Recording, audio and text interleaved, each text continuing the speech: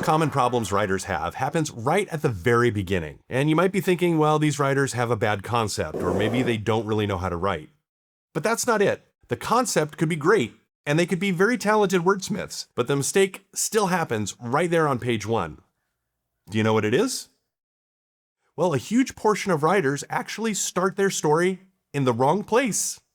So let's back up. Have you ever tried to read a book that didn't grab you? How long did you keep reading? Well, here's the interesting thing. If you abandon ship right out of the gate, it most likely wasn't because the idea was bad. Believe it or not, most readers bail early because the opening is flat. And that almost always happens when the author jumps into the story too early. So it's common for first drafts to open with setup, background information, world building, explanation. We as writers feel like we need to get the reader oriented before anything actually happens. So we spend time laying groundwork, who the person is, where they live, what their life is like. And that all makes sense while you're drafting. You're finding things out. You're learning the world of your story. You're getting comfortable with your protagonist and your other characters. But here's a problem. The reader doesn't need all of that right at the start. What they're actually looking for is movement, something shifting, something changing, something that signals to them, hey, we've got a story here. So if an opening spends time explaining everything and then stalls out, the story never gets started. That's why it feels flat, and that's why readers say, bye-bye.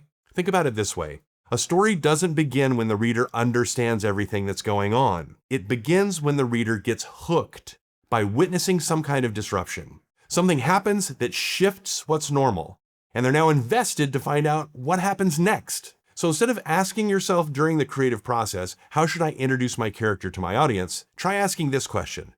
What ground is about to give way under my protagonist's feet? That shift, whatever it is, that's the entry point to your story and the ticket to happy readers. Now, this doesn't mean you throw readers into chaos with zero context.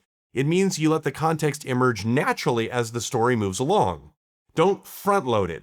Layer it in like a delicious fiction cake. Just give it enough so that the readers will stay grounded and make them want more. But how do you know if you have the balance right?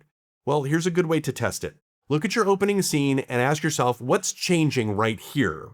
And if the answer is, not much, then you've probably climbed into your story too early. But if there's a shift, if a decision is made, a problem appears, or the direction of things starts to turn, then you're much closer to where the story actually begins, and that's exactly where you want to be. Readers don't need everything explained.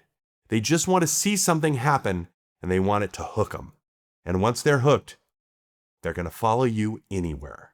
If you like this video, we're pretty sure you'll want to watch this one too. Please don't forget to subscribe and share this with someone you think it might help. And for more information on us, go to wordwritingworks.com.